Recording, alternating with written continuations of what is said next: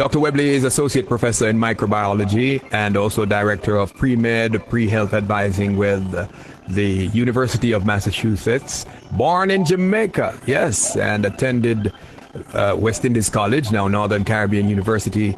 Received his doctorate in microbiology at UMass, yes, University of Massachusetts, in 2003, and has been doing a lot of work when it comes on to infectious disease mechanisms and the role of specific infections in chronic diseases. Dr. Webley, good morning. Good morning, Arnold, and good morning to all your listeners. Yes, it's great to have you on the program today. And first of all, we want to understand what really is a virus and how it works. How does a virus work? What is it and how does it work? Well, a virus is a submicroscopic particle, and most of my virology friends don't like when I say particle, but in essence, a virus is not alive until it gets into a human cell. So a virus is what we call an obligate intracellular pathogen. It needs a human or animal or even bacterial cells. There are viruses that infect bacteria as well, call them bacteriophages.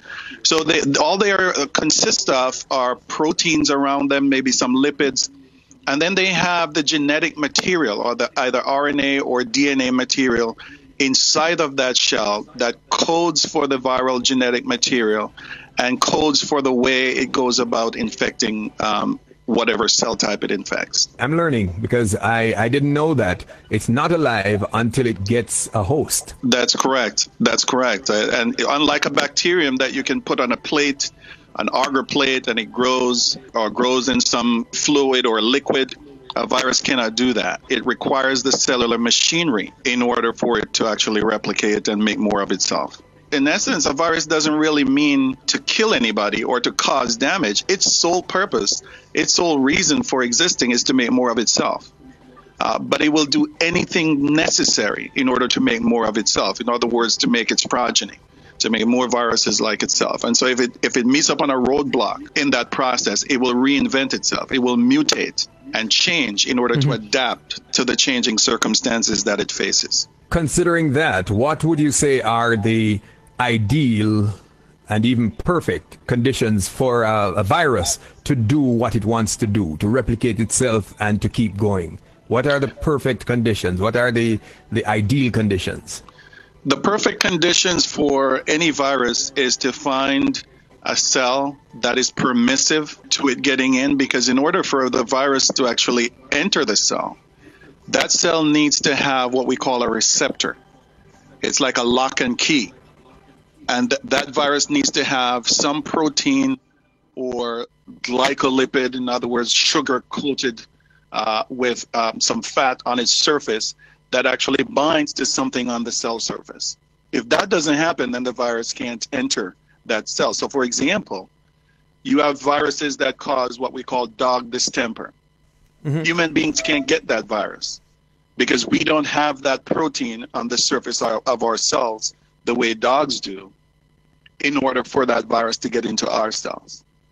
And we get infected with viruses, for example, like HIV, that dogs don't get infected with because they don't have the receptor for the virus to get inside of them.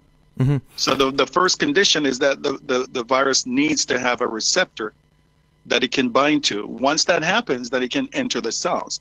So inside of your cells is a perfect condition, because our cells have all the nutrients that the cell typically uses to support its growth.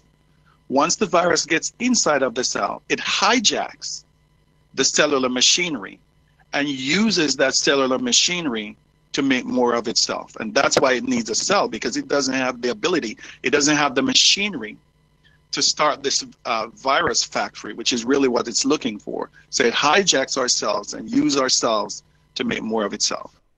You said something in the first sentence that had me open my eyes. You said something about a sugar-coated cell or something having to do with sugar. Is that yes, suggesting that having more sugar in your body makes you more susceptible to being the host for a virus? It makes you susceptible to being the host for just about any microbe. And it's not because of the sugar coating. Carbohydrates are sugars, and and that's a part of what the virus structure has on it, and it has these lipids that's mixed with it. But that's not the reason why a high sugar would cause you to be more susceptible. For example, people who have diabetes are more susceptible to any viral and bacterial infection. And the reason for that is that these cells that the virus is infecting can easily pick up sugar and utilize that sugar to give the virus more energy. Sugar is easily converted to energy of the cell, ATP for the cell. And that's what the cell uses for its energy. The more energy the cell has, the more it's able to give to the virus or to a bacterium for that matter. Very interesting. All right. So we've looked at what the perfect situation is. Now, what is it that we can do to create these roadblocks to slow down or to eliminate the process of these viruses getting to replicate? The most that we can do is to be healthy. It doesn't mean that you're going to prevent the virus from infecting you. In fact, if you're susceptible to a virus, nothing that you do nutritionally can actually prevent the virus from infecting you. What can happen, though, is that if you are good nutritionally, your immune system is strong, and then your immune system will actually fight against the virus and prevent you from having the worst part of the pathology or the disease that the virus causes. So I've seen around the internet, and a lot of our Jamaican friends send these things around, that if you drink this tea or if you eat this thing, that the virus can't infect you. That is simply not true. Nothing that you do can prevent the virus from infecting you except to wash your hands. Stay away from situations where you can contract the virus. Once the virus gets in, then the virus has to battle your immune system, because very shortly after it gets in, your immune system knows that it's there. And if you have a weakened immune system, then you can't fight the virus off effectively. If you have a strong immune system, then you have a chance of lowering the signs and symptoms and any pathology that can result from that. Very interesting. So again, there is nothing you can do nutritionally to prevent yourself from becoming infected. However, if you maintain good nutrition and you're in good health and your immune system is up and kicking, then it will be able to fight the virus once the infection comes. So nobody is more susceptible than the other because of what they eat.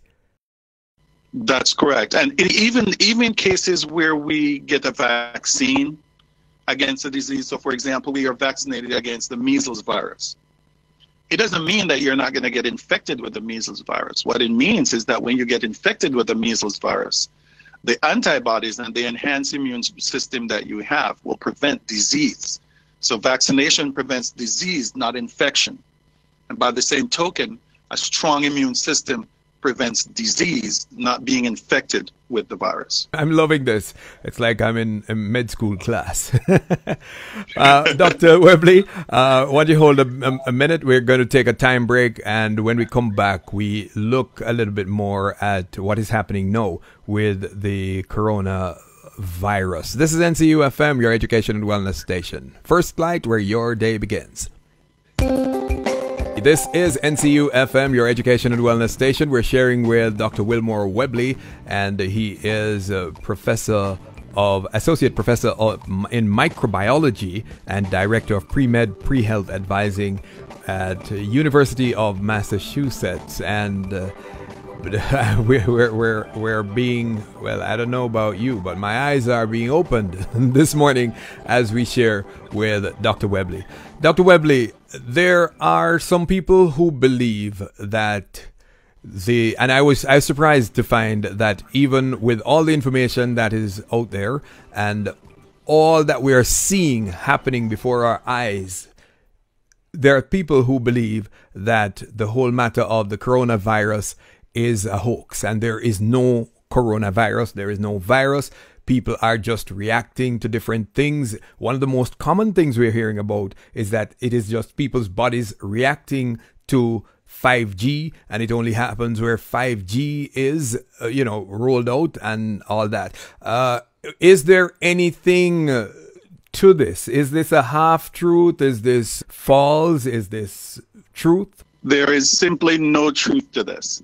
And I'm constantly surprised that people hear these things and spend so much time listening to them and, embody these very dangerous, and that's the thing. It's not that people are out there just spewing untruths. Is that what the untruths that they're spilling out there can have very detrimental effects on people who actually believe it. There's nothing about a 5G signal that could cause any pathology that we're seeing with COVID-19. This disease is caused by a virus, is caused by a coronavirus. And one of the things I would say to those people is, if the coronavirus is not causing this disease, how is it that the people who have the disease test positive for the virus? If you can answer that for me, then you might have a conversation with me about your alternative theories. I did listen to this audio by this person who identifies himself as a prophet, but doesn't even give his name. This is a conspiracy theory. The people who also say that the virus was created by either the Chinese or the American military, also conspiracy theory. The most that we can do for ourselves right now, Arnold, is that we can obey the guidelines that are put out there for social distancing, for hand washing, being thoughtful and prayerful for the people who are most vulnerable, and keep ourselves away from crowds so that we don't end up getting infected with this virus. What else would you want to share with Jamaica and the rest of the world? Because, having a better understanding of how the virus works will go a far way in help us to beat it. And as you said earlier on, the conspiracy theories, they're not helping us because, you see, one of the most dangerous things about it is if you believe that this is caused by phone signal, and I'm realizing, and someone took me on about it yesterday, and it was interesting, the conversation. But what the person was saying is that the virus is a hoax, and there is no way that they're going to tell you the truth because, of their agenda. So as far as this person was concerned, there's no need to be going about washing hands and social distancing and all that. The problem that comes with is that these people become a danger to everybody else around simply because of a voice note that they heard.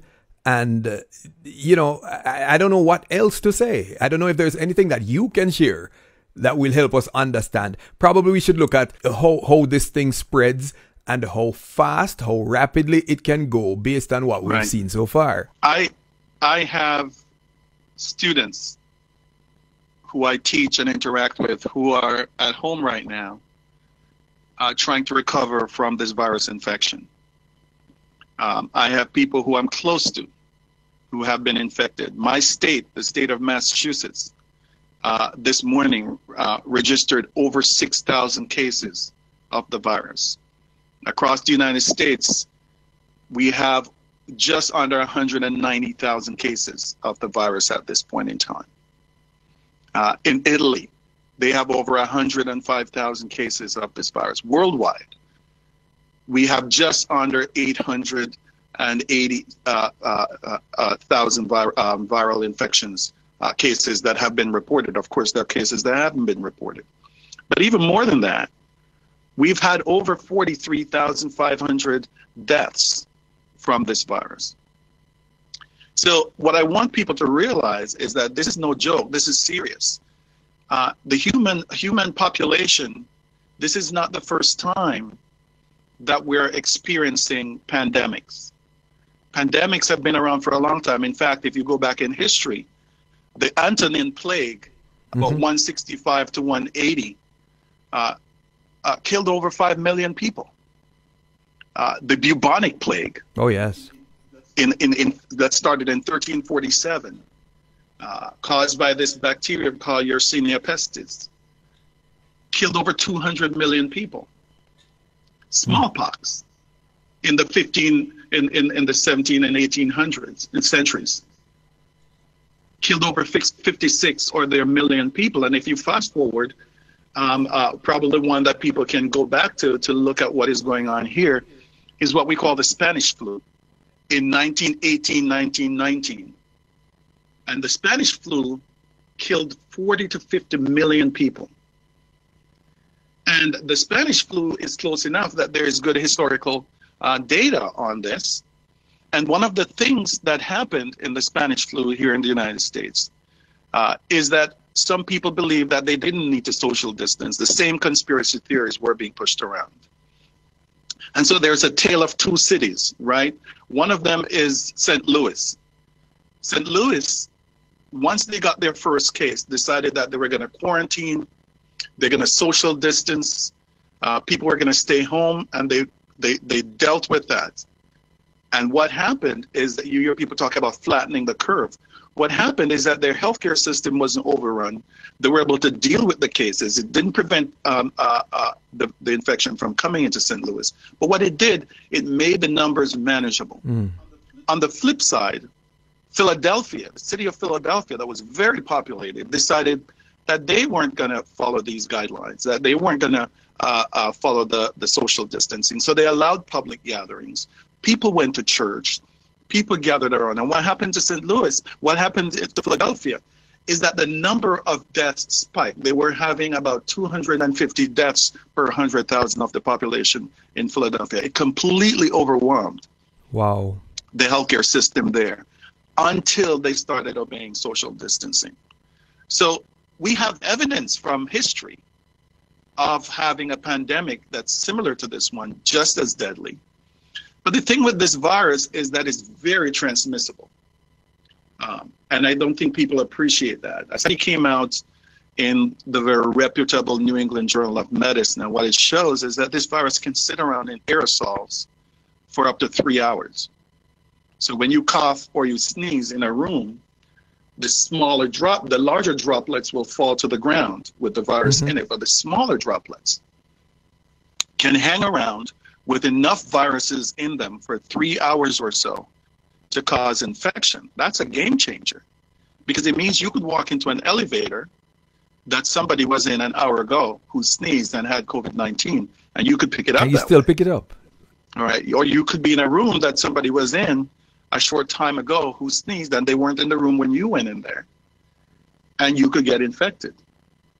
Also, we know that it can sit on certain surfaces for quite a while. If you have a cardboard surface, like a box that your packages come in, enough virus could sit around that in there for up to 24 hours. And if you touch that box and then touch your face, you could potentially get infected if enough viruses were on it initially. Same thing with stainless steel. For stainless steel, it could be up to 2 days, so it's plastic. In other words, for surfaces that we typically touch, doorknobs that are stainless steel, copper seems to be the only thing that, because of the properties of copper, that seem to diminish the viral load within a 2 to 4 hour period. It's pretty much almost gone from those surfaces. But this virus is highly, highly transmissible. The other thing that we know is that people can actually show symptoms of this disease. Then the symptoms go away, and that person can still transmit the disease up to 30-something days after that. Wow. To make matters worse, you could actually not show a single symptom and still transmit the virus.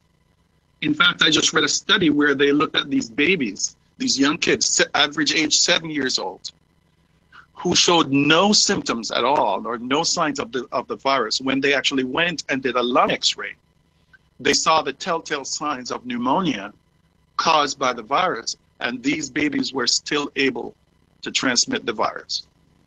So again, we have to be careful and thoughtful. You can't tell if somebody has COVID-19. So the best thing is the social distance, stay away from people. And if you have older people in your family, you especially don't want to be going in and out with the potential that you will come in and get it to them and they don't survive.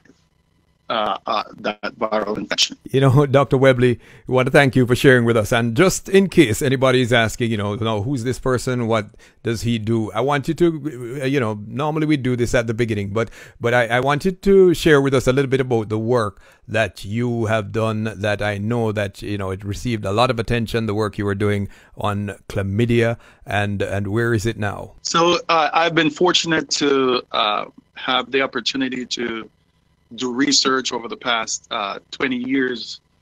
I've been doing research here at the University of Massachusetts in Amherst. My main focus is on infectious disease. I'm an immunologist and infectious disease specialist. I teach classes on, in fact, this semester, my class is on infectious disease outbreak. And so in the next hour, I'll be teaching my class remotely about infectious diseases. And so essentially, I started a research program looking at the role of chronic infections, including an inhaled form of chlamydia called chlamydia pneumoniae, into the lungs of people with asthma, and was able to discover that there is a subset of patients who have asthma, whose asthma is not caused by allergens or by the typical genetic makeup that we see for typical asthma cases, but they're actually caused by microbes infecting their lungs, especially early in life. And so we were able to definitively show that these microbes cause infection in the lungs, and by changing the architecture of the lung, changing the immunology of the lung, predispose you to having asthma. And we were able to demonstrate that these asthma cases do not go away unless you treat the patient to kill the microbe. We did clinical trials that proved that if we kill the microbe, the asthma either goes away or the symptoms decrease dramatically. We continue to work on this because we now have found out that certain viruses could also do this, and we're further exploring that in both human studies and animal trials. My lab is also working on a vaccine for chlamydia, both the sexually transmitted forms and the inhaled form of chlamydia. And when you're making vaccines, the progress can be pretty slow. But at this point in time, we're pretty happy with where we are. We're making slow progress in this realm. And what I do, I have the opportunity to train the next crop of scientists. I've trained over 60 students since my lab started, who have gone on to make their own mark in science. And that probably is the most effective part of what I do. And so for a little boy who grew up in Dry Hill, shout out to all the Dry Hill Bellas Gay people, walked barefoot to school for a long time, to be able to have this kind of impact where people now who have certain types of asthma, their asthma has gotten better because of the research that I've done and because of the data that we've generated and published. I feel very privileged and fortunate to my parents for, believing in me and giving me the opportunity to go to Old Harbor High School and then to NCU, West Indies College at the time when I was there, giving me the opportunity to get a bachelor's degree in medical technology and getting me trained on this pathway. Without that training there at NCU, I would never have been in this position that I am. And for people like Herbert Thompson and Avery Thompson, who believed in me when I didn't even believe in myself, and propped me up and pushed me forward to be able to be here, I'm truly thankful. And, and to God for always being with me, for supporting me, and for guiding me along this path. I'm truly, truly grateful. And I just want you to know that we're all very, very proud of you. Dr. Wilmore Webley, Associate Professor in Microbiology at the University of Massachusetts, and you've heard about the amazing breakthrough in his study of chlamydia and asthma and other diseases and viruses. I want to thank you so much for bringing this and shedding light on the topic this morning, because there are a lot of confused people, and I'm pretty sure that many are grateful that they were able to get some good advice this morning. Thank you very much, Arnold, and thank you for the great work that you're doing. This is a ministry putting this type of information out. All right. God bless you. Dr. Wilmore Webley, our guest on First Light, where your day begins. It's coming up to 8:49 NCUFM, your education and wellness station.